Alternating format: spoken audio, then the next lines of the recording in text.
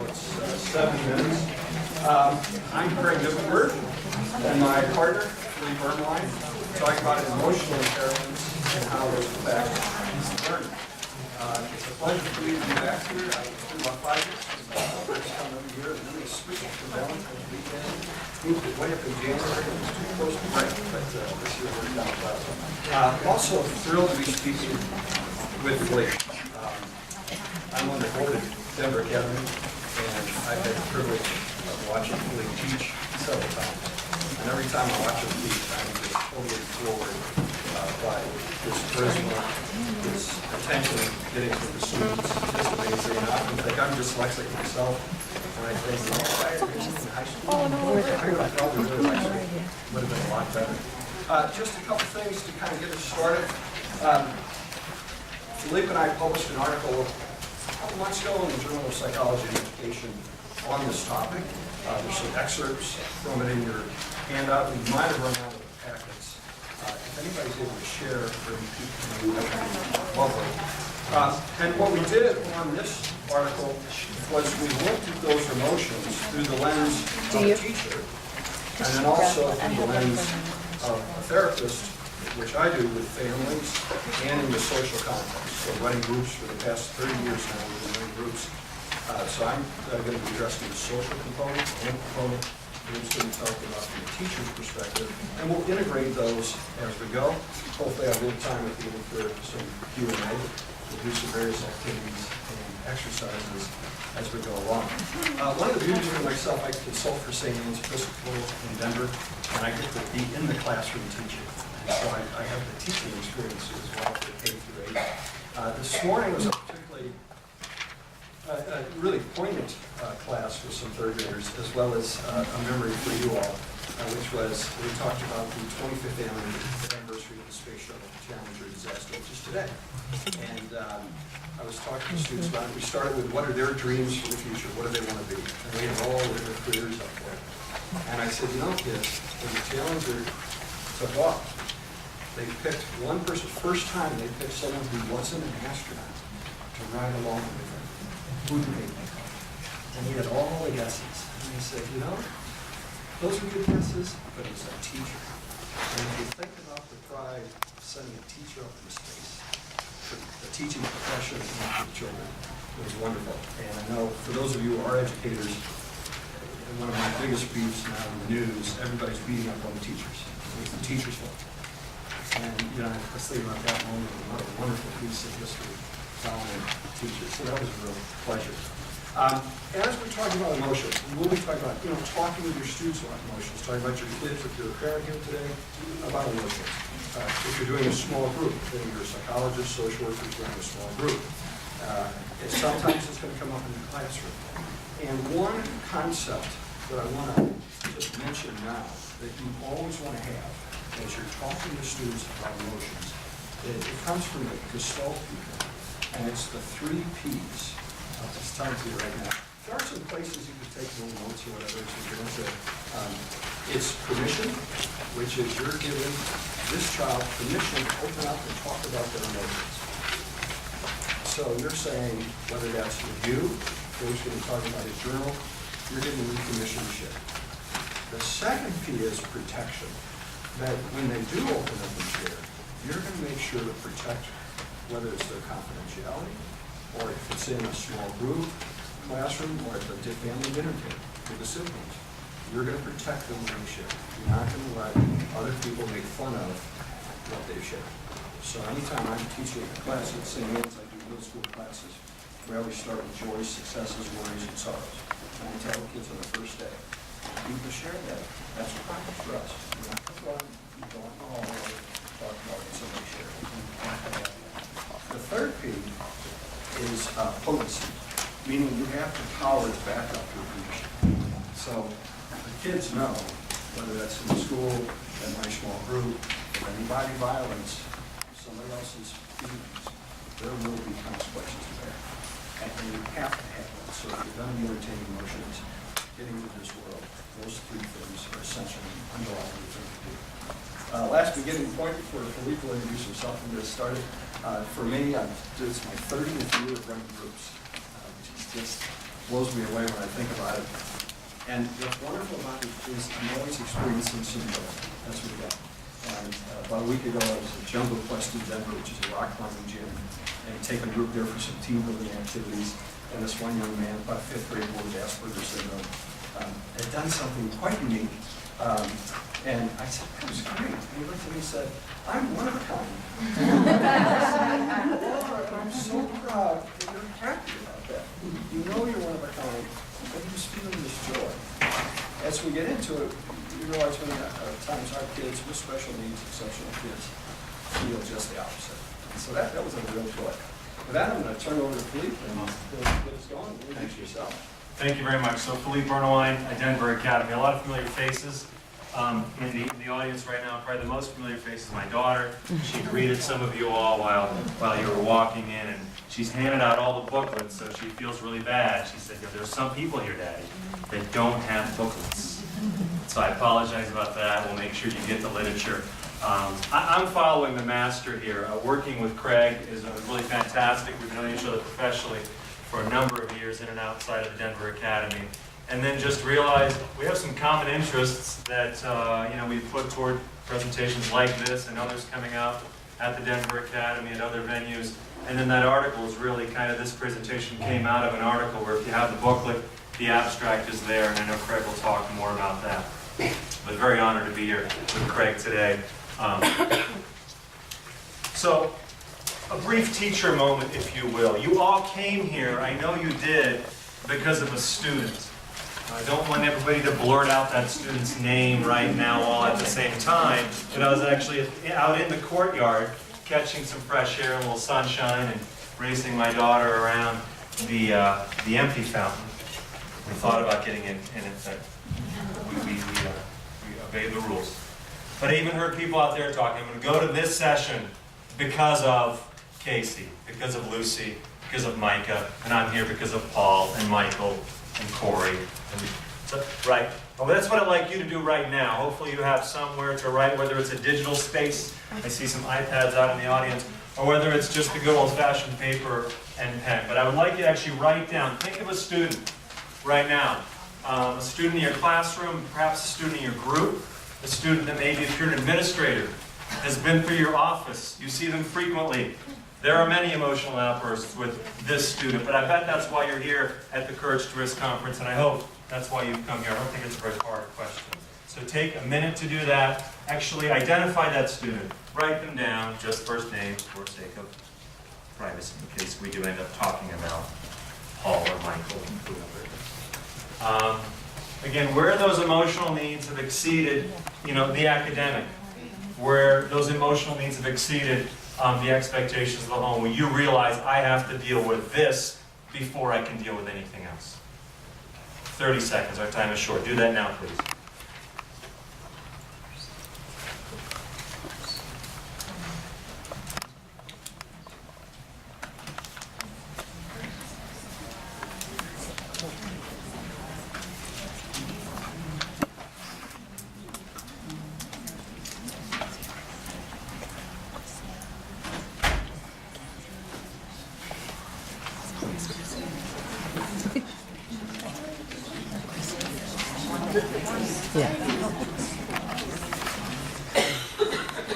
I know you want to share, and I promise you're going to have an opportunity to share. You've already started sharing, and that's good. One of the students I'm thinking about that I'll talk about a bit more in a moment is a young man named Micah, who definitely exhibits attentional issues, very much on the outburst, act out, get attention. And that's just kind of the student that I've been thinking about throughout this writing of the paper that we did, and also during this presentation. So that's what I'll be thinking about. I saw a lot of initials, a lot of names. But now, kind of keeping this student in mind, Craig will kind of walk us through the cycle. And again, keep this student in mind as you're hearing about the cycle, which is also in your booklets. If you have one of those, and if not, you can find the cycle on page 3. So going from that individual student you're thinking about, we want to talk about, well, who are all these kids together? And I'm going to read the first paragraph out of our journal that will help you kind of get that framework. And then we're going to talk about a larger picture of what happens with them. Researchers, parents, educators, and children and teens themselves have long recognized that exceptional students, those diagnosed with ADHD, LD, ASD, bipolar, OCD, process their emotions in often more intense, more impulsive, and more life-inhibiting manners than those students without diagnosed exceptionalities. Exceptional children have a stronger reactivity to environmental stimuli. These amygdala-driven responses take their toll on the families, the classroom, peer relationships, and the individual's own sense of self, and results in failed relationships and failed academic attainment. So that's a fancy way of saying it really impacts every aspect of their life, their sense of self. It impacts the children around them, their friendships, your classroom, your family. And it's those quick reactions, which we're going to talk about right here. Now, this cycle is a larger process that I morphed from John Rady. Many of you know John Rady, incredible speaker, gifted author. Just wrote Spark is his latest one about the role of exercise for increasing dopamine levels and increasing attention. And he just called this the anger cycle. I kind of expanded it to look at more largely how problems exist for these kids and where things go wrong. And then we're going to do the whole cycle briefly, and then the rest of the time we're just going to be focusing on this component. And our plans are to do another article on one of the other ones at another point. So starting out with the problem, does the problem exist? For many exceptional kids, they first of all don't even know that a problem is happening or about to happen. Okay? They don't read the nonverbal. I was in a fifth grade classroom the other day. I finished talking and said, okay, everybody, get back up for art class. Now, if you weren't focused, didn't hear me say that, what does the average student do? You'll look around. You look around to see what all the other kids are doing. But the entire class got up and left. And one girl who has ADHD was sitting there, still looking down, still doodling, right? Is she aware that there's a problem? No, not at all. Okay?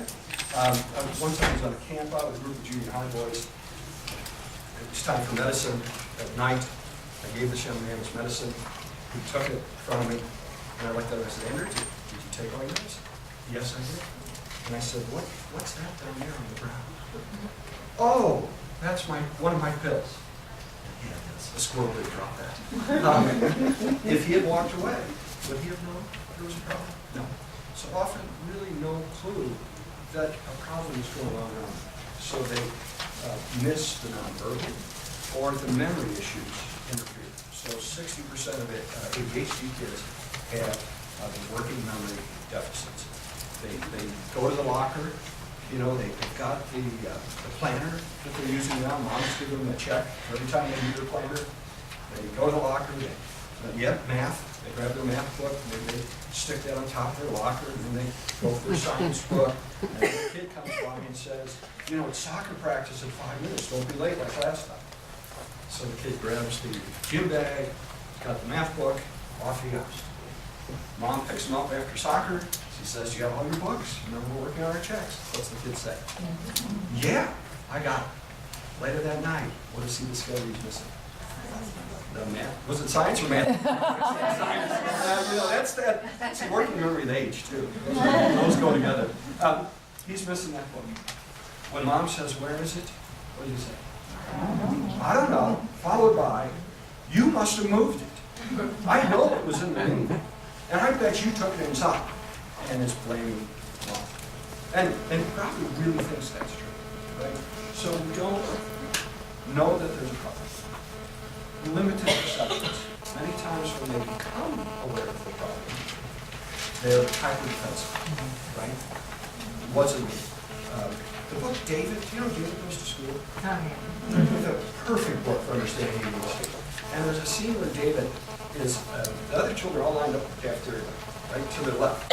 David just comes walking up with his tray, cuts right in front of the line, the whole time looking forward, and knocks over some trays, right? Now, first of all, did David even know there was a law? No. And when I asked students, I said, now, did David do that on purpose? The kids are like, well, yeah, he's being mean. Well, when you look at the picture, you realize David didn't even know there was a line. Like we go to the King Soopers and they have the self-check, and they're all full, and sometimes you just walk up and then people are like, oh, there's a line, sorry. There's no real designation. David doesn't know. When the teacher then says, whose fault is it? What's David? His. He bumped it. I had a little girl at St. Anne's who's been working on not cutting the line. I heard the other students yelling, you cut in line, you cut in line. I come out, and I said, what's going on? She said, I didn't cut. And I said, okay, now who were you behind? Bobby. So Bobby's there, you're in front of Bobby. What do you think that means? Oh, I guess I did. Right? Immediately on the defense. Myopic reason. They only see sort of one piece. So if you think about when you have a problem in life, best way to think about it, I'm talking to kids all the time, it's a stained glass window. It's all these little pieces of glass that make up the problem. Very often for the exceptional child, they only see one piece. So in the article I mentioned a student, I'll talk about the next one. The first part of the story was he came home one day, he was a third grader, and he says, Mom, can we go to Dairy Queen? And his lovely mother, Chris, says, sure, honey. As soon as your homework's done, if I get dinner made, when your sister's home, and I think there's one other expectation, clean your room, we'll go. Now, what did that boy do? We're going to Dairy Queen. Each focus on that piece. You also then get the self-gratification. It's very often oriented towards their gratification or their fears and anxieties. So many times your children, they hit the ADHD range, very inflexible, really rule-bound, they have lots of anxieties, and stepping out of that is really difficult. So when they attempt to solve problems, they can only see sort of their rule that they have. They don't really understand everybody else's. Then we get on to the responsiveness. The two biggest, anger and anxiety. Those are the two you see the most often. And it comes out of them like a freight train. Absolutely just roaring right out of it, spontaneously. No stopping first. Really think about it. That little boy with Dairy Queen, he goes at home, he comes down a half hour later, says to his mom, I'm ready, let's go. Mom says, well, you didn't finish this, or the room's not clean. He turns to her and says, well, you promised we were going. Right? He's pretty stuck right now, and it gets more and more intense. She tries to explain it to him, he's yelling at his mother, he promised, and eventually he calls her. This is Boone Lewis, third grade, tells his mother she's a scum-sucking bottom dweller. I went, well, that's pretty good for third grade. Mom is upset, sends him up to her room. Okay? 30 minutes later, he comes back downstairs. Guess what he says? Are we going to Dairy Queen now? Now, she's still pretty trashed. She's still upset. Right? She's like, how could you think we're going to Dairy Queen? What's wrong with you? Don't you see what you've said to me and how you've hurt us and upset our family? And Michael, in third grade, says to his mom, is it PMS? True story. Now, does he really understand what other people are feeling? No. So you get the self-driven emotional outburst with little appreciation of others' emotions. Right? Or not able to separate emotions from problem solving and critical thinking. So, or even again, just noticing the nonverbal around it. There's some new research out. My wife was speaking about teenagers, how when they get so emotional, they misinterpret the nonverbal. We did an experiment where they looked at face, the adults looked at his face and said, well, which one was afraid? For the teens, it was over 50%. Thought she was angry, right? So again, if you're thinking everybody's angry, you're upset, you think they're angry, your response is going to be more defensive. It's going to be more army attack, right?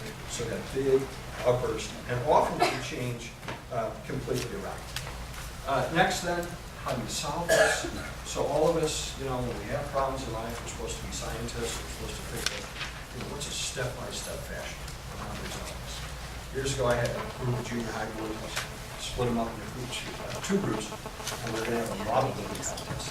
And one of the boys immediately said, well, I'll be the parts guy. And he starts ripping the parts off the grid. And what's the problem? If you go off, what's on the grid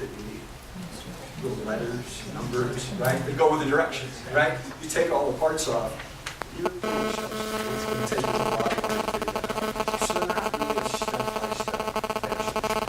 Perception of time. They don't organize their behavior around time. So anytime you're planning anything, getting ready in the morning, thinking about our talk today, you're in class. PE is coming up in 20 minutes. You've got a little extra time. When could you work in? Right? So your frontal lobe, which is one of your executive functions, is supposed to think, well, that will take about this long. This will take about this long. On average, people with ADHD are off by 50%. They can't estimate time. So in the morning, you tell your kid, the bus is coming, come on, it's 5 minutes. Kid starts going upstairs, he's still got his socks on, shoes on, ready for that day. And he says, oh, I didn't see that. Now he's sitting on the stairs behind your face. He's really stressed, really frustrated, the bus is coming. She's going to lose time. The child is off by as much as 50%. I do a whole curriculum on brain for the kids at St. Anne's, fourth graders.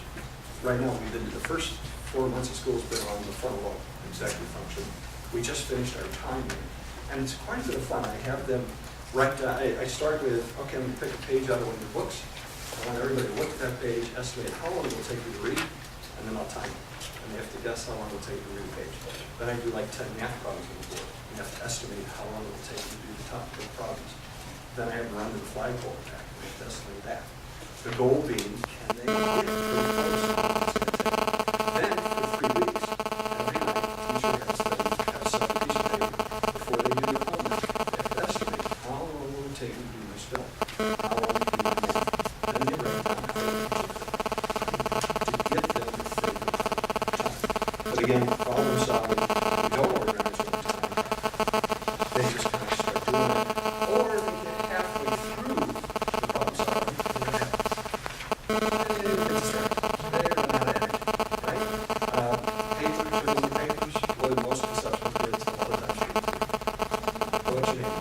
Right? The thought of double checking is like an act of emotion. Just double check. That's not going to happen. Give a name. I had a mom here who's ADHD herself, and had a large family. Family joke was they ordered more pizza than any family in town because she chronically was running late, getting home, too late to cook dinner, so they ordered lunch. So she got a book, and she decided she was going to use this book to cure the problem. And it was 30 days and 2 days of cooking. Something might have seen. And it has everything.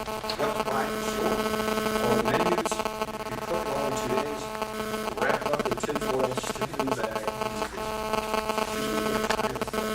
That's what she did.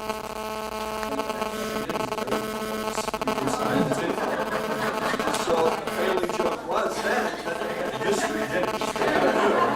They would take 3 things out and heat them up. And one night they would have 3 vegetables, the next night they got 3 meats. They just couldn't get that one step. So they don't complete the problem solving process. The negative feedback, so again, you have a problem, some social problem, and you've got a suggestion for you. How are you supposed to say it? ADHD kids give 10 times the negative feedback as other kids. It's constantly learning knowledge, impulsive, right? And again, that impulsiveness is this rush to act. Cumulative thing before we do some rock climbing, and we do this chemical river where you have to figure out how to cross this river, and like 2 pairs of magical movies that allow you to stay in the river. And the way to solve it is you make a bridge. You have like 2 or 3 kids, you do 3 pairs, you have 3 kids stand in the river, and the other kids walk across the field. And that's how you solve it. Just as we started, I said, you get the booties. It was a smaller group, so I said, you get 1 pair of booties. This one girl with ADHD pretends she's thrown them on, and she goes, I'll do that, and leaps out and makes it all the way across. Right? Is that helping your team? No. So ruin it. Couldn't do anything for that. So it's that impulse to act. What are the consequences? So again, when problem solving, anytime you're solving a problem, I got to think about it. This is just cut from me. I could say,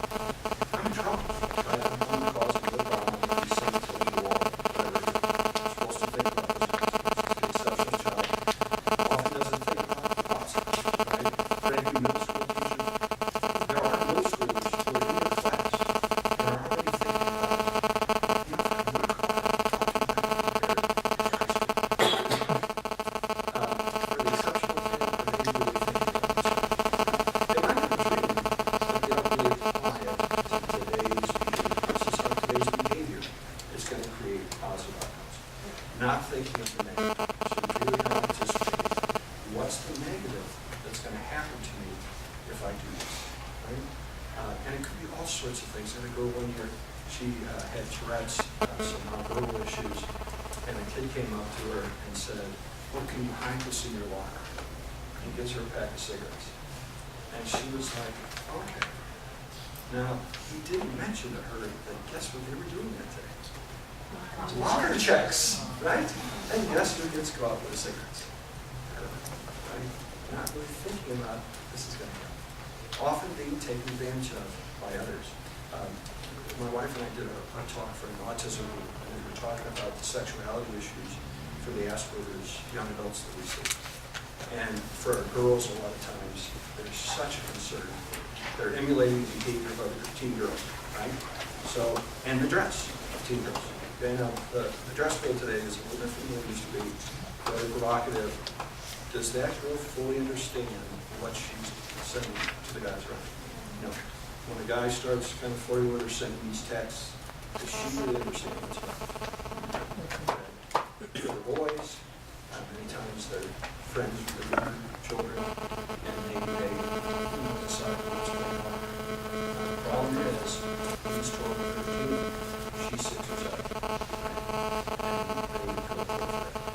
They don't perceive the consequences of these behaviors. The most shocking one of all, ADHD kids have 400 times the accidental death rate of other kids. And if you think about it, and that's off medication. They're off medication. They're 400 times the accidental death rate. That's what kicking the kickball in the street. What are you supposed to do? You look both ways. They don't look both ways. If they do, if you think about time management, they might perceive, I've got plenty of time to get that ball and meet up. Right? Jump on the roof to get the ball. Right? The teen driver, ADHD drivers, teenagers have 4 times the accident rate of other kids and higher death rates. Making those left turns. Right? My son's coming down later today with a couple of his buddies. He's told me who was driving. And I said, "Why don't you drive?" I think that would be a good. Then I was talking last night jokingly. I said, anytime with your friends, I want you to apply the ADD rule, which is double everything, right? So you just figure whatever you might do, your buddy's probably going to be twice as much. So you probably need to be twice as safe those situations. And finally, and I'll turn it back over to Philippe, personal is the moment. So after there's been a problem, we don't want to talk about it. Abe Lincoln said, unless we understand the past, we're bound to repeat it. The only way to understand the past is to do what? To talk, to think, to process, to look at everything we have, and then figure out what we could do next time differently. Because for our students, when we've gotten so many things, especially these kids, exceptional kids get 10 times the negative. They give out 10 times. They also get 10 times the negative. So they're not feeling so good, right? So then when you try to talk about it, do they want to? No, don't want to talk. It's his fault. It was his fault, right? They feel shame. Often feel blame to them. So again, if you don't see everything around you, you only see one piece of glass, and the teacher says, well, you're the one going to the wall, but he's not. Do you feel that's okay? Yeah. They've been blamed again. The truth of understanding why. So they don't take that time to sort of reflect and think, and that's one of the things we emphasize at the end. You also have a pattern of lying and hiding. So over time, kids make mistakes, they know they made them, maybe they do catch it this time, they get another one. Do they want to get in trouble again? No. So they lie about it, they hide it, right? And that becomes a chronic pattern, which just puts other people over there. Now, one quick tip, because we're going to get into tips later on this one. I really feel extremely the importance of responsibility taking. For parents in your classroom, I love the half-double rule. If the child takes responsibility for what they did, their consequences half. If they don't, it's double. Right? Our groups, we do points for each other. We always, when we have a group time, we just played a game, let's say. And I say, okay, who saw somebody earn a point? We give points to others. So Alan here might say, well, I saw you do this, and that was really great. So we earn a point because of that. We'll go around and give a whole bunch of points. And then the group leader, that's what the kids take from the leader. The group leader says, does anybody feel they should lose a point? Now, if you raise your hand and you explain why you should lose a point, so let's say I say, I was a course where I got the we lost.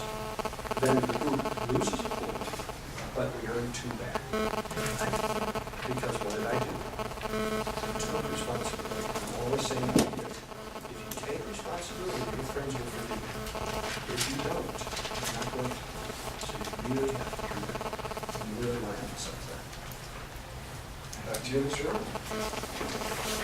I've been working with Craig for 6 months on and off, every week meeting, and I still learn something. Like every half hour, I'm kind of in his shadows.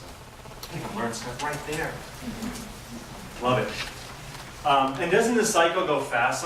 This can be like a split second, right? If you're now if you could back to the classroom, I'm in the classroom, that's kind of what I'm thinking about. Or in the home, and the student comes home, and your son or daughter comes home, and you talk about homework. I mean, this can be, such a flash of just a few seconds. And I kind of want to hang out a little bit at that prisoners of the moment. And I could tell, I saw a lot of nodding, a lot of active listening going on, as Craig was kind of talking about the cycle, with a lot of people in the room. But I'd love to just hear from 3 individuals, who are you thinking about and why? You've all written a student down, you've now seen the cycle, I'm sure you've applied the cycle, we're now moving to higher cognitive thinking, we're on upper levels of Bloom's taxonomy. Can we do it on a Friday afternoon? Yeah, I think we can, right? So who's willing to share? Just 2 or 3 people? Your student, pseudonym or initials will be okay? Yeah, thank you. We'll start here and then go to the front. I have a student that has a couple of different disabilities, but he is chronically lying about everything. Like, did you do your homework? Yes, of course. Even when he knows that I will check on him, it's chronic, and me and his mom go back and forth, like, why is he still lying? He knows he's going to get caught and get in more trouble, and it's like, he just got into that pattern. It's just the I actually want to go back to the cycle for a second. I mean, you can see that he's cycling through and getting to, I don't care about the consequences. I'll actually, in the moment, I'm going to postpone it and just say that I did it, because that's better than because I think this happens too sometimes when students act out and misbehave. There's a reason for that. They rather be. Does my daughter have her earphones on? She does. I'd rather be, kind of the badass than anything else. I mean, that's kind of what comes across sometimes. I'd rather be the kid that I'm too tough for this, as opposed to they didn't do the homework. Of course, they wish they did the homework. They wish they had the right answer, but they're kind of going to act out. They're kind of going to cycle through. And your student's name, just because. Josh. Okay, so we'll think about Josh. Can I just get 2 right up front, and then maybe somebody over here? Who are you thinking about? His name is Cody, and he's in 4th grade, and he's very similar as far as he lies constantly, and he also provokes other students into giving him reactions, and then when they get the reactions, then he's the first to kind of tattle, but he's also very physically aggressive, and just very much so. He doesn't think anything is ever his fault. It was always somebody else who provoked it, and it was somebody else's fault that he didn't get his homework yet. It's somebody else's fault that he had to go to the office with a referral. He has no ownership over his behavior at all. So I'm borrowing some of Craig's language here, but this idea of almost like emotionally myopic. It's all just right here. And James Moffat wrote about this 30 years ago in a wonderful book called Universal Schoolhouse, about how it's important for students with exceptionalities and students that don't have exceptionalities to kind of move the self off of the self. That if the teacher could just do that, because then you can get reflection. Then you have a way out of being that prisoner of the moment, being trapped in the lie or the act out, because that's where I'm comfortable, that's what I've done before, consequences kind of stink, but it's what I know. And that's kind of what I'm going to do. One other volunteer, if it's in a student name, if it's okay. Cody. So we have Josh, Cody. Can I just one other? Who are you thinking about? Caron, how are you? Fine. How are you? It's good to see you. Thank you for sharing. I'm thinking about Casey, and he was very focused. I know a blender top doesn't sound important, but apparently he thought he lost a blender top on the way to school. More to the story, obviously, and was perseverating on it the entire day in high school. 16-year-old. Gets home at 9 and still focused on that top. 9 o'clock at night decides to get on the bus to go back to school some half hour away, and is going to backtrack his steps close to a mile to find that blender top. Just stopping the moment, limited perception, has no idea in terms of risk of where he's at a given point in time. Right. And thanks for using that language, because these are recursive, these are all at play. I like the way, of course, we have to walk through them kind of step by step, there's a lot of overlap here, right? I mean, a lot of these things can be happening at the same time, and the two examples I'm going to share with you from the classroom, one about a year ago and one just last week. It was almost like, thank you because I have this presentation tomorrow, but this is going to be such a difficult day. Great story out of it. Thank you, Lucy. But a lot of phone calls up to like 9 o'clock at night. But I'll start with Micah real briefly. Micah is a student definitely with attention, acting out, I mean, the disruptive, agitated. So I also want to get into tools, so I'm very much talking again from the classroom perspective. And if you have a booklet here, you can kind of follow along. But Micah comes in late, throws a cell phone down. So right away, there's a consequence already for being late to the classroom. And it's 5 for 1. You have to write your name on the board. You're 1 minute late, 5 for 1. Now you're going to have to be 5 minutes after school, right? But at this point in the year, it's the third quarter. I don't have time to like say, stop what I'm doing. Okay, Zach, please go write your name on the board after school. You're going to have to call home, your carpool. You got five minutes because you're 1 minute late. Right, this has to be automatic by this time. He doesn't even do that. So he just sits down, he knows he's late. So right away now, I have to address it. Otherwise, my system is doomed. Other kids are going to say, something my finger. I'm like, what's Ernewein going to do? So I try to overlap. Everybody turn to your journal. Write to me about something that's going on. Zach, please come here. Puffing, acting out, getting attention, this, that, and the other. So now I'm at a point where there have to be consequences, but now it could cycle, right? It could kind of get worse. It could get better. I have to mediate. And then that is what we're on the slide, this idea of mediating. So luckily, the thing that I had in place with Micah, this tool that I want to talk about, is just the journal. And it's very simple. It looks a lot like this. It's just 8.5 by 11 sheet of paper, maybe 10 of them folded, stapled down the middle. I call it a zero budget journal. Right? You just sneak into your coffee room, grab a ream of paper, take them home. You get the staple with a long arm. It's a small investment. It'll last a lifetime.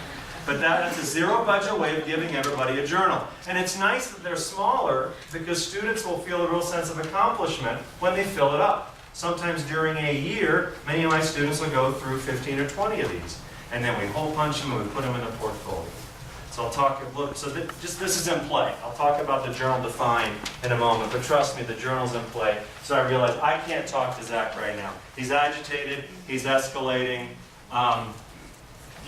This could be a brawl. If we were in a bar right now and I was 2 Budweisers into the evening, this is a brawl. So I say, Zach, turn to your journal, please. That's all I did. Because I got to get back to the rest of my kids. But it's also a moment of like, right, if I don't have buy-in, if Zach doesn't know that I've protected him and advocated for him in the past, right? If Zach doesn't know that I've stayed after school and before school and had lunch with him, right? There's some investment. I'm kind of taking a withdrawal right now from my stock with him. So I turned the journal to him, and this is actually what he wrote. Dear Mr. E, I had so much trouble getting here now on page 10. My mom was pushing me, and I didn't want to come without my homework. I get the book we were reading, and I actually really like it. I just didn't get the assignment done. I feel like I'm disappointing everyone in my life. My dad comes back from a business trip on Friday, and he'll be mad too. Can I stay in at lunch to do my homework? Because he knows the consequence typically for not doing your homework is staying after school. Because I have other things to do at lunch and talk with my peers and we swap notes. Who's doing well? It's like the emotional weather forecast, What's the afternoon going to look like? Right? This is the stuff of teacher lounges. We're not lounging, it's such a wrong word for that. We're conspiring. We're collaborating is, I guess, the proper word. We're collaborating. Just mention that Micah and Zach are the same. So I'm sorry, did I just slip? Yeah, so In Zach the is article, Micah. we had to change the names. So, right. But we both slipped back. Yeah.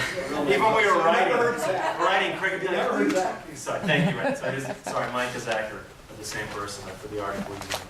And so that is, so he wrote me this The journal here at this point, for the student who was acting out, it gave him a tool, it gave him a way out, a way for me to save face. I didn't want to be engaged in the power struggle. Really, I didn't.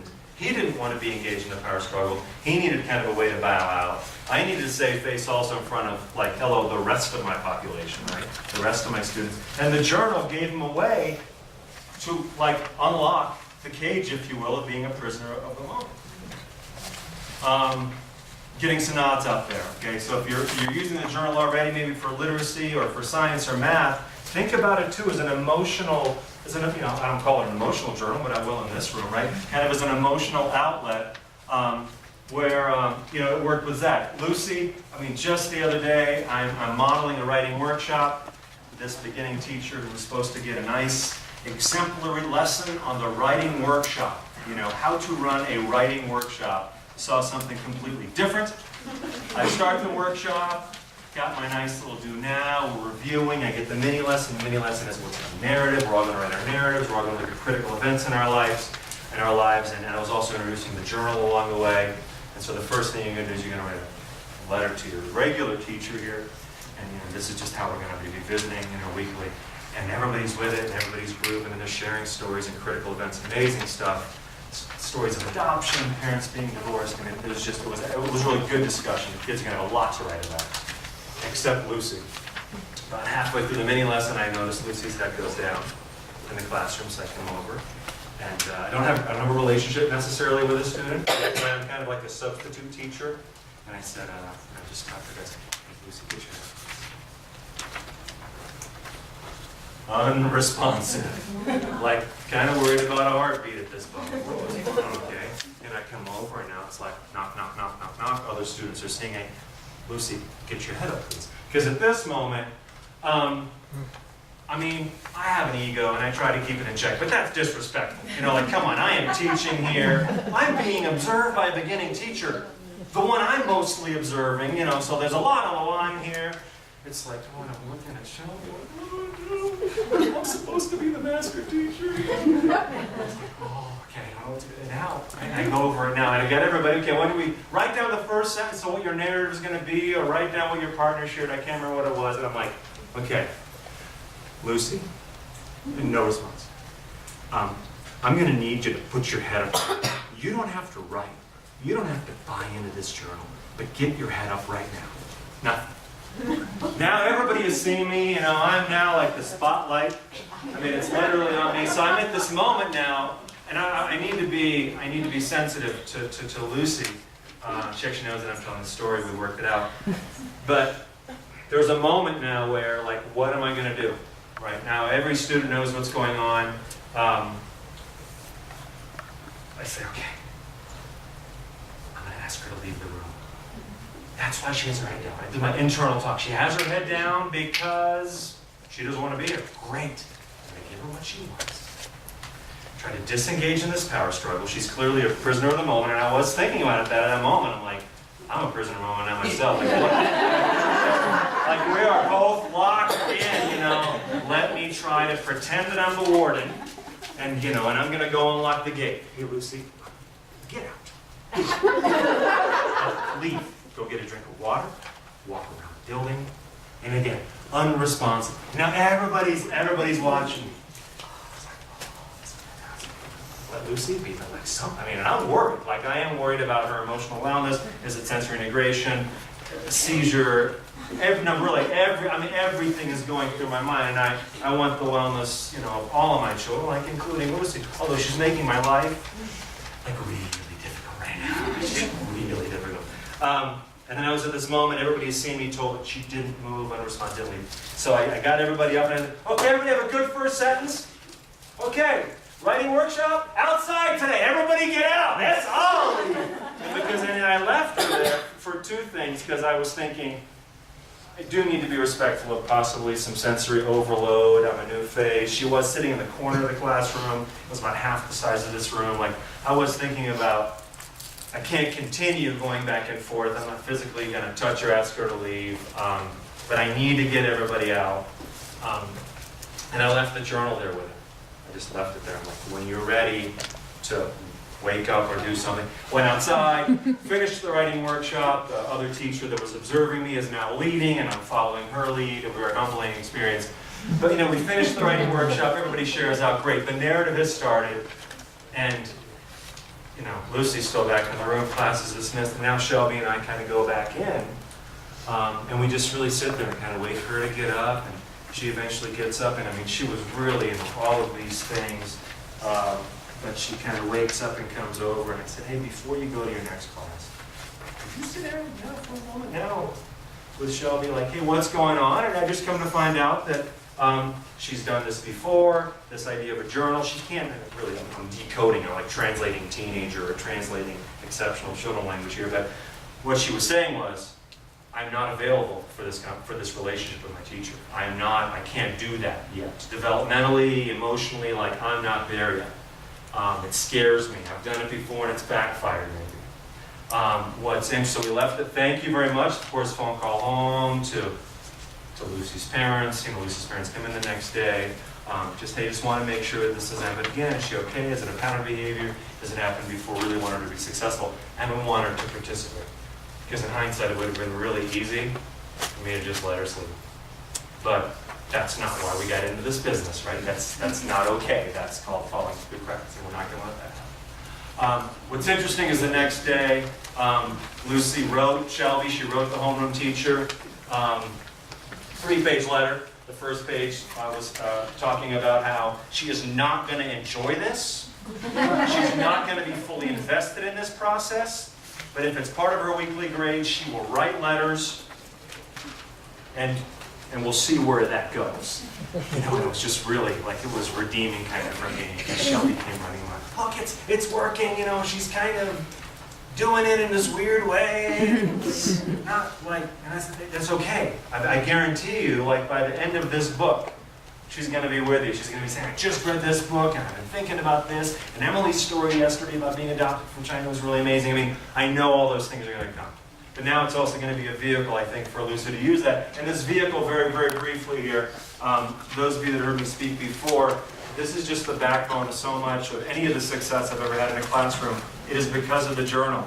It is a journal that really comes out of the research of Rick Reef and Nancy Atwell, actually not necessarily special educators, you know, very much mainstream educators, but in the middle and seeking diversity. When I encounter that language of like a journal and writing about what you're reading and thinking, I wanted to add feeling to that because my students feel a lot. Sometimes poorly, sometimes misread, misfeel, but I needed a place to capture that to help them kind of out of being prisoners of a moment. It's an exchange between just the teacher and the student. Am I talking about literature? You bet. But not yet with Micah, not yet with Lucy. I'm talking about a bunch of other stuff. And again, to get them, now it's language of Caroline Tomlinson, right? I want them to be more ready to learn, right? It's this idea of trying to challenge some of their readiness level so we can get the emotions in check. They're going to be more ready to learn. That isn't a letter, it's just, you know, it remains private unless they talk about hurting self or others. And I've just always used that. That's a really nice blanket statement. Hurting self or others does involve, if they're talking about doing drugs, things they do on the weekends, then no longer private. No longer private at all. Now I'm introducing your parents into the mix, counselor into the mix. And then the last piece is that I really strongly believe that the journal is not only a way to get out of that being a prisoner of the moment, but it's also a place where basic human needs can be met. This comes from the work of William Glasser. Can I get your hand up in just one second? Work of Glasser, you know, in the early 1990s, he called it control theory in the classroom. Not a very popular book for teachers. The exact same book in 1998. It's called Choice Theory in the Classroom. People love it. It's a national bestseller. He's got an institute, you know, now in Northern California. And I think he's 95 years old. He's still alive. I'm a huge fan of William Glasser. But he basically identified in chapter 3 of the book, look, these 5 needs need to be met for us to be functioning, productive, healthy, independent people. Just even for us in the room. You know, think about the relationships that you have. If these 5 needs are being met, they're probably pretty good relationships. You know, whether it's with your mechanic, with your partner, with your neighbor, your neighborhood, and your school. If you have some of these, sense of belonging, security, you have a little bit of fun, some autonomy, some power, I mean, that's what the journal can do, I'd say especially for middle school and high school students. Also for elementary school students, maybe it looks a little different. It's a lot of pictures, it's a lot of prompts. from the teacher. It's a lot of responding to pictures, but nonetheless, it has currency, I think, really, and I'd say K through, college, Carol? Can I, I would say that. that it's really going to fit on all those levels. And that's why I think it's important to help the students kind of give that tool. That was one of the promises of you all coming here today. You walk away with a tool. This is just one tool. I mean, it's one solution. I do think it's one of the best. There was a hand up, I think, around that hurting self or others. Well, it's actually about the age, how young you go, but you just answered that. Yeah. Especially the primary kids who cannot get their thoughts over Right. via pictures or Yeah. whatever. Yeah. Or sometimes I did yesterday with Jack. I was in Adam's class, and Jack, a young man with about 2 or 3%, kind of on the spectrum of processing. He's got a hard time with word retrieval, and I said, he was frustrated. I said, Jack, write it down. Write me a letter. We had to play. And he spent about 20 minutes on the word dear. He wrote Jack really quickly. He knows how to write his name really quick. And then dear, and it was like in pencil, and it was just so... But he couldn't remember what he was supposed to write after that, because of just some processing issues and word retrieval and some basic fluency. But heads up for me, okay, I'm going to let you draw a picture, or give him 10 pictures. A wonderful is the many different faces. How are you feeling? And to cut that up in an envelope and to pick 1 or 2. This is the way I'm feeling. This is the way I want to be feeling. This is what I need to do to get there. But yes, thank you for that question. Yeah. I noticed in this thing that did you respond on the kids, like when the kids' journals and gives it to you, did you write on his journal? Actually? Yeah, and if it's okay, I'll answer this one and then turn it over to Craig. So the idea is with a journal, typically it's a 24-hour turnaround. So I am getting back to the student within 24 hours. That is if they put their journals in the mailbox, and I physically have like a mailbox that I bought at a yard sale in the classroom. Like the flag and everything, old school, Very strange for students who live like, in a world of emails and things where mail arrives every minute. It's like, this is when mail would arrive once a day. They put the journal in the mailbox, and then if they do that, just sometimes like an emotional journal, I get back to them in 24 hours. But when we have a situation like prisoner of the moment in the cycle, it gets handed to me. And when it's handed to me, I try to get everybody, talk to a partner, review your vocab for Friday, and then I'm like, okay, it is important. I literally I try to scribble back, in the moment. And I'll read that letter pen near the end, kind of the resolution. But that's how that works. And they know when they hand it to me, they also need to do that sparingly. Please don't hand me the journal every day. But that's actually putting an indicator that there's a pattern of behavior that I'm now at also the limit. I'm going to need to call in Craig. I'm now going to need to call in the therapist. Or, the counselor that the student's seeing outside of school, if the frequency of this journal coming in my hand is, I'd say, more than once a week. So with all that, I will turn it over to... Do you want to get the Zoom being the parent? Oh, perfect. Thank you for reminding me of that. So, if you're thinking about Josh or Cody, or Casey, or if Micah reminded you of something, or kind of the story of Lucy, but take a moment and think about what does it feel like? And I did. I talked to Lucy's parents. Micah's parents are pretty involved. But think about, maybe it's you. Maybe you're the parent at this moment.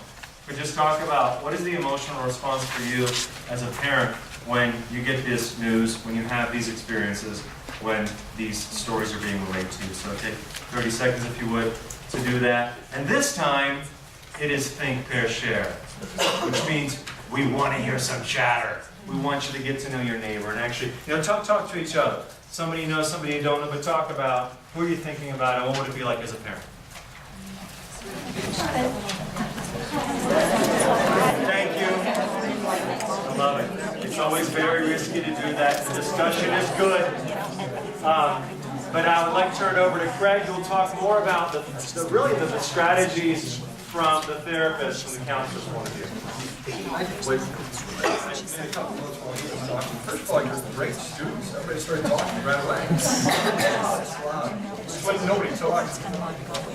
Now, one of his lines. How many of you have felt like a person? What he did tell you about Lucy is that Lucy the year before Philippe got there, I worked with her in the group. Back then, it wasn't just putting head down. She was running. She would take off.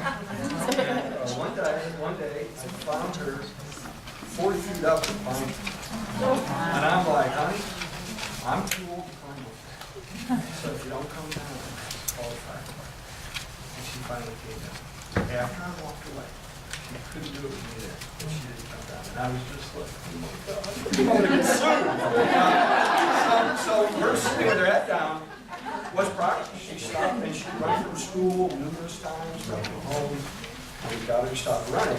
And one of the things I did with her in our group was I said, you know, I know you need to escape sometimes. So here's some places you can go. We identified 2 places in the outside area where the group room is that she could go. One was inside, the other was outside. So if you were on the playground, I said, you know, we have picnic. Those are the 2 places. If you don't, then I agree with another that she proves, I don't recall, some kind of for not doing that, just for safety. But I did feel like it was. The other mention when he was talking about Micah Zach, and that, you know, they almost got to that point of, you know, whoa, it's going to go overboard. And everybody wants to save face. When I'm talking to parents, I'm always saying, you know, discipline, you don't want to go toe-to-toe. You want to avoid that as much as possible. First 50% of discipline should be based on a positive relationship with that student. So they will comply because they like him. Like what he said, you know, what he's done for the students, and that connection with that student. For many of our kids, they don't feel anybody's on their side. Maybe you're that one teacher that they feel understands them and likes them, that appreciates them having them in the classroom. So that 50% is covered there. Next 30% is you're hoping they'll rise to the occasion. You know, so to spell it out, I have a teenage son now. And say my piece quietly, I'm trying to walk to the kitchen. And when I'm in the kitchen, I'm hoping that he'll comply. And about 30% of that next chunk, he does. About 20% of the time, I might have to tell the student and be more, you know, it happens now, or here's what's happening. But that, you really want to keep that. For dads, men typically get to that point real fast, right? Because they're challenging authority. And being a German male, you're not supposed to do that, right? So I always have to bite my tongue a lot to try to let that take place. Now, this is our first time with this little handbook, which is lovely, except we got a few things out of order. So you're going to turn back to page 8, and start with 8, and we're going to talk about solid foundations. Sort of, again, playing in the classroom, home, with a small group. And these actually got out of order as well. First one, positive message. Okay? So the value that you're communicating to that child through positive messages. Now, if you've been following your Tiger Mom stuff in the news, this is not in her hand. I guarantee you. She's not using this. But nonetheless, these kids are getting 10 times a day. They need 10 times positive. Hopefully, that special person is saying, you know, I love having you in our class. It wouldn't be the same without you. Now, in your head, you might think it wouldn't be the same without you. But, it's unique. You know, you really get us going. You get us rubbed up. So, positive messages to that child. Nicknames. There's nicknames for all the kids I see. A Hungarian proverb that says, "A child with many names is well loved." Okay? So, little nicknames for the child. I love the phrase, praise in public, reprimand in private, right? So, you know, Barbara here has done something spectacular. I can say that out to the group, the family, the classroom. Oh my God, it's fabulous. Now, let's say a little later, Barbara's having one of her behaviors that isn't so attractive. I'm going to, as much as possible, try to signal her non-verbally, right? Or have a little side chat with her about that problem, so that I'm not embarrassing her in front of the whole group, okay? How many of you have sometimes one of your students took their activity? Now, the impulse is to say, is it Caleb? I'm dyslexic, so I can't. Is it Caleb? Is that how you say it? Caleb, did you take your medicine? Did you go to the nurse? How's Caleb doing? Oh, that is very, right? Nobody wants to say that So, doing that more in private. Realistic expectations, okay? My wife got some goals from a school yesterday, and the goals for the student were to sit through all, the 7-year-old, to sit through all classroom work and to get along and play. Now, are those realistic expectations for 7-year-old with ADHD? No, right? It's like, no, maybe we'll get there eventually, but we're going to start small. I know this boy Justin years ago playing tag, and first goal was, he would, if he got tagged, he would call the person a cheater and run across the parking lot. So I'm like, okay, let's just try to stay in bounds. If you can stay in bounds, you're going to get earned points for it. Then we worked on when they tag you, don't call them cheater. That's next, okay? Then we worked on if you get tagged, just say, okay, I'm it, and go after someone else. That's sort of the game. Then those are three rewards. We're reinforcing 3 different behaviors. So breaking it down to realistic expectations. Positive messages to negative. So sometimes you have to give negatives to a student, right? So I don't like that. And sometimes you're encouraging, right? So great research done on ADHD kids, 5th graders. And the question was, if you want them to really want to change their behavior, okay? Not train them like a monkey to change it, but actually want to change their behavior. How much of the time should you use positive reinforcement of some sort? How much should you use negative? Everyone guess those ratios? Close, so we said 10-90, it's 80-20. 80% of the time is positive, 20% negative. Okay, and when you use negative, you want to make sure this is really poignant, really prudent to use the negative at that time. Now, the average parent of special needs kids will say that to them, they're like, oh my God, I'm 80% negative. They get just beat down. They're just in it all the time. They don't get it. So, again, affirming language, for parents at home, you can't cuss a kid. Obviously, in school. You do have to watch sarcasm. I mean, there are times when I see the kids do stuff that, that male fraternity guy in me wants to just blurt something out sarcastically. And I really just can't do it. Right? Those are the damaging things. Lots of eye contact, lots of humor. I also love the 3 C's. Calm, consistent, and concrete. Teachers are generally wonderful, especially if we work backwards up. Teachers are generally very concrete. The rules are posted, we've got all those visual things, it's wonderful. Generally speaking, it's pretty consistent. Day after day, the children know what to expect, here's what's going on. The calm piece is also important too. Nice, calm voice. One of the former principals at St. Anne's, she was the best I've ever seen at this. And just her demeanor set the tone for the children. I mean, she took care of 80% of the behavior problems just by using those 3 C's. I mean, everybody knew what the rules were. Even on my first day I worked at a fire drill, I went out there, I didn't end the fire drill, chit-chatting to one of the other colleagues, and she came up to me and she said, Jeremy, we don't talk during fire drills. In 14 years, I've never talked during a fire drill. I got it, you don't need to say that. So positive messages. Secondly, sharing emotions. Philippe's tool to do it, right? Using that. You can also do it talking, right? These kids need to share. It's a chance to slow down and reflect. They're strong. In the moment, it's not the time to talk about it. It's later on in their life. Okay? And having a regular time. In our groups, we have regular several times during each group session where we're talking about our emotions. What's going on inside us. So we're regular time that you're going to dedicate to that. Again, we're reinforcing it with points. If you're a parent or sometimes with teenagers, I always like to think of fly fishing for field. Okay? How many of you bait fish? Like if ever, the worm and hook? It's pretty simple. You throw it out there, the fish loves it so much, it just eats it and roll it in. Okay?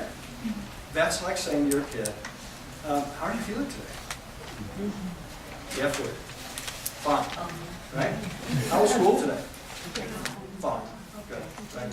That's sort of the bait fishing. It really doesn't get you very far. Fly fishing, you're studying sort of what they're biting on, you're listening, you're hearing sort of the latest things. If you're a parent here and you're driving your car pool, great time to do it.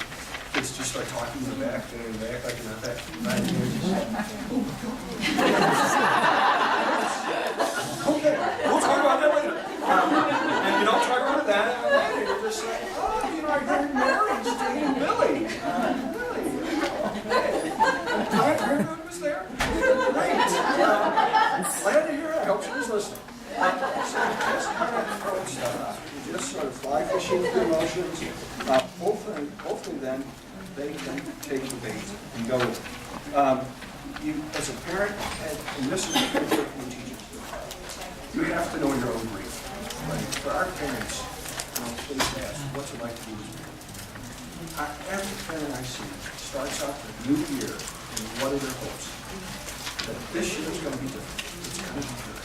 Your body's going to be fine. Sure, we take therapy, the anti-crates move, we did all this stuff. It's going to be a good thing. You make that first call. What might you get? Oh, upset, anger, sadness, and maybe that anger projecting you. Right? Now, you as the teacher have to let that just kind of go through. Okay? And not personalize it, and not respond to it. Because what that parent's responding to is the loss of their hope. That's their grief. They need a chance to talk about their grief. The kids need a chance to talk about their grief as well. Did any of the kids you thought of at the beginning, did any of them ask for that diagnosis or that problem? No. None of them were born and said, Don, I don't want to have a frontal lobe. I think it would be really cool to not pay attention. That's what I'd like in my life. They need a chance to talk about what it's like to be a kid, right? So the third do now we were going to do, which I think we may skip because of time, was to think about what's it like to be that kid. And I want you to think about that when you leave here today. What's it like to be that student? Day after day, right? You go day after day after day. How do you feel then? The suicide rate is about double for ADHD. Okay? Think about it. Keep going. If you worked at your job for 16 years, and every day your boss is saying to you, you know, you're on the wrong top. That was due yesterday. Right? So you take your medicine before work today. How are you going to feel after 16 years? Right? You're not feeling so good, right? It's no surprise that kid is going to get hopeless, right? So you're helping them grieve, and then in that process, you're helping them try to see it differently. Can you change their perceptions of what's going on? You know, ADHD people, yes, they struggle doing this stuff, but are they dynamic? Are they enthusiastic? Are they creative? Yes, they think outside the box. Right? When I'm telling the students about frontal lobe function, we talk about, you know, if you were a tribe living out in the mountains, a little group of people, hundreds of years ago, and everybody's sitting around the fire, listening to the storytelling, okay? Why do you need half your people to be distracted? Think about it. What's out there in the woods? Bears, mountains, right? You need half your people to hear something, pick up their spear and throw it. Now, if it's a bear, you're a hero. If it's your friend Bob who's going to be, that's bad. You don't want everybody knitting and listening. You want to be distracted. Now, the problem in education is, are there any tigers and bears involved? Probably not, right? And Colorado Springs School, I was doing a talk there once, and we actually saw the bear. They have bear drills. They actually, right over here, it's on the hill, not far, just valley, and bear drills, and the kids all huddle up, right? So the ADHD people of the world have some talents, they're just often needed in the classroom. Entrepreneurs, you know, they can be entrepreneurs. For dyslexic kids, I'm one of those kids that once I memorized all the words, my reading skyrocketed, and so did my GPA. Learning phonics, still don't do it. I have a lot of fun with the kids. They help me spell, right? And they always laugh, and I have a great time. We change our perceptions. We take a little bit of ownership. We help breathe that process. Third part, and this is going to be turning back to page 5 and 6. So you can see a problem-solving process. This was developed at the University of Minnesota. It didn't make it on the reprint, but I did get permission to reprint it. And they've got several things. There's a little handout, little pictures. It's a problem-solving process. This was developed for ADHD kids, well-researched. So again, think back to the original cycle. These are not children who solve problems in a natural step-by-step process. So you want to try to use a format with the kids. You use it in a group. You sit down and you roll these things. You know, what was the problem? What could you have done? What did you do? Which would be a better one to use? Let's think forward next time it happens. In our article, the last story I'll share, boy, Justin, one of the other boys, Jonah was the captain. He got to be the captain for soccer, and he said he wants to be goalie. And several kids raised their hand, and he picked this girl, including Justin raised his hand, he picked the girl. Immediately throws a fit, runs out, all upset. Jonah thinks I'm no good at goal. He doesn't think I'm a good guy. And I'm like, I don't think that's it. But right now, can you come to play, you'll look up once we play, and we'll talk about it. After group, all our format, okay, how is everybody feeling? He's upset. What was the problem? Well, he didn't pick me because he thought he was no good. So I said, now what do you do? What if we ask Jonah, why did you pick it? And first we brainstormed. He said, okay, let's think about it. Could be you were waving your hand. A lot of times kids don't like that, right? Could be that girl raised her hand first. Maybe that's one. Could be he likes that girl, right? Or it could be he thinks you're better. Okay? Now let's ask Joe. And I'll never forget it. Joe looked at me and said, he was like 15. Well, my mother said that the girl should always go first. And I'm trying to be a Joe. There you go. Way to go, man. So we were able to help Justin see that it wasn't that Christmas, right? We followed that process. There's a couple quotes on the very back page, I believe. We can kind of hang out in Q&A. I know something if I need to get on your next one. There's a couple things, the final piece on page 10, where Philippe writes to Mike and Micah writes back. My last quote is, a student told me once, junior high kid, he looked at me and he said, I learned in this group that I don't need you anymore.